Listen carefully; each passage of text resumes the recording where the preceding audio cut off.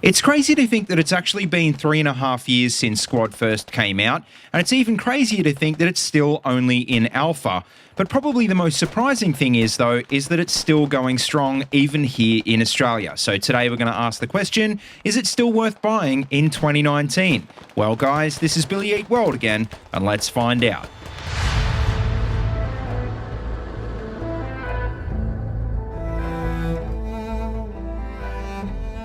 Alright, so just to bring you up to speed if you've never heard of this game before, well basically Squad is the spiritual successor to Project Reality, which was originally a mod for Battlefield 2. And basically the whole idea of that game was to take the large-scale combined arms gameplay of a Battlefield game and make it more realistic and tactical. The original Project Reality was super popular, and it even went on to become a fully fledged standalone game, which, believe it or not, people still actually play to this day. But the thing is, by 2015, it was getting pretty dated, and so some of the original devs started a Kickstarter campaign to create Squad, which would go on to run on the Unreal 4 engine. Just like Project Reality, Squad also borrows a lot from the Battlefield formula, but with that being said, that doesn't mean that it's going to be anything like a modern Battlefield game.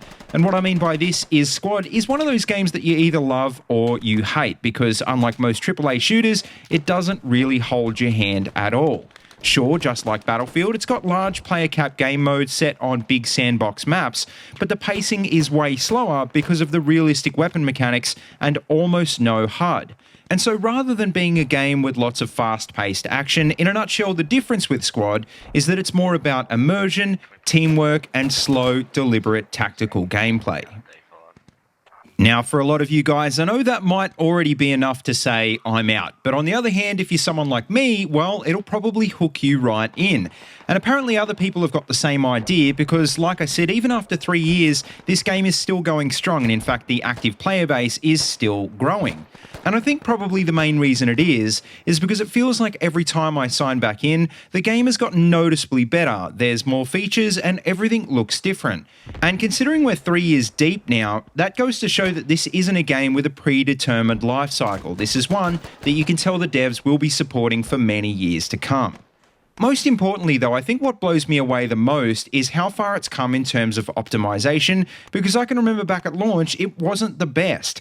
Firstly, the performance was just terrible, and even on good PCs it'd run like trash, which I'm happy to say isn't the case anymore in 2019. And not just that, but the scale of the game dwarfed games like Battlefield, which shouldn't have been a problem except for the fact that there weren't any vehicles when the game launched, which once again, I'm happy to say, have been added periodically over the last few years, and apparently there's even air vehicles coming soon as well to the base game down the track. Now, I know we haven't even scratched the surface of what Squad is all about. I want to let you guys experience that for yourself, but trust me when I say if you're a fan of Battlefield, Arma 3 or Insurgency, this game could be a good fit for you. But in saying that though, although it does have things in common with all of those games, just remember it is its own beast entirely. It's more like a combination of all three.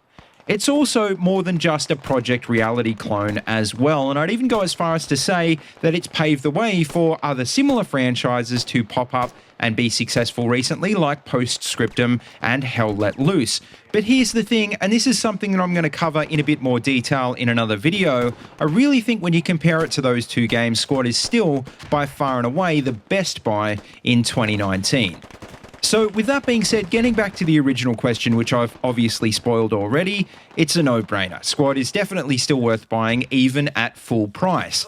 Which actually I should mention it isn't at the moment. It's actually 50% off on Steam for only around 28 Australian dollar dues, which I think is seriously cheap for the amount of content it has to offer.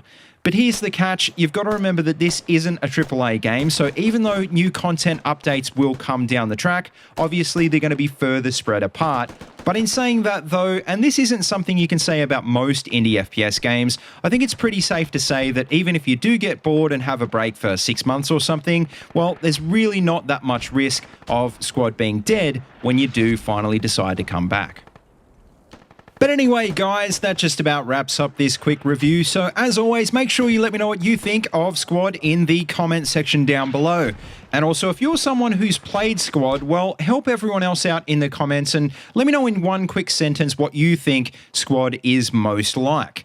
As always, though, don't forget to like, comment, and subscribe, and please feel free to check out the links in the description if you want to see any more of these videos. And also, don't forget you can find my Twitter and Discord links down there as well if you want to keep in touch. And as always, until next time, see you later, and have a good one.